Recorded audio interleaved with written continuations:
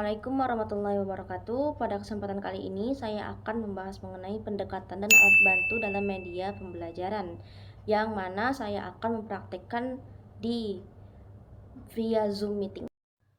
Praktek dari pendekatan dan alat bantu ini saya menggunakan via Zoom meeting. Nah, di sini ada all student, yang dimana all student ini merupakan dari semua murid-murid atau peserta didik saya. Di sini saya menggunakan share screen, yaitu menerapkan atau membagikan layar yang akan saya presentasikan.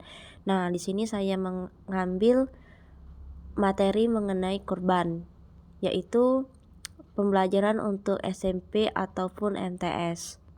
Berhubung juga mau Lebaran Idul Adha, jadi saya mengambil materi ini. Langsung saja ke materinya. Jadi saya mengambil pembahasan yang terdiri dari 4 pembahasan, yaitu yang pertama mengenai pengertian dan hukum kurban, yang kedua ketentuan hewan kurban, dan yang ketiga waktu penyembelihan kurban serta pembagian dagingnya, dan yang terakhir hikmah pelaksanaan dari kurban. Pertama, pengertian dan hukum hewan kurban. Secara bahasa, kurban berasal dari kata qoroba yang berarti dekat.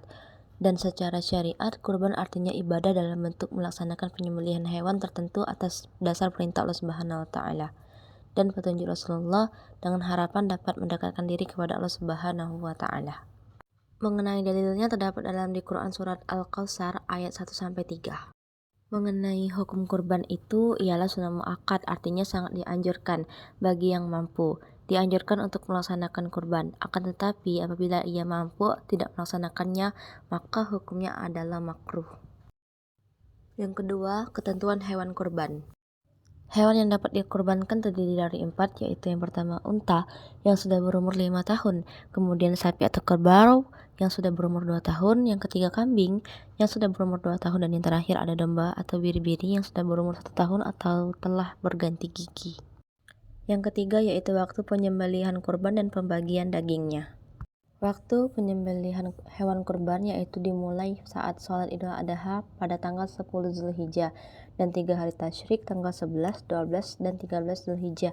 Dilakukan pada siang atau sore hari sebelum matahari terbenam pada 13 Zulhijjah, dan penyembelihan sunnah dapat dilakukan di tanah lapang, karena dengan tanah lapang ini dapat memberitahu kepada orang banyak bahwa telah berkurban dan dapat memberitahu orang banyak cara-cara berkurban dengan baik dan benar sesuai syariat, dan menyembelih hewan kurban sendiri atau shahibul kurban dapat menyembelih hewan kurbannya sendiri. Apabila tidak dapat, boleh diwakilkan kepada orang lain.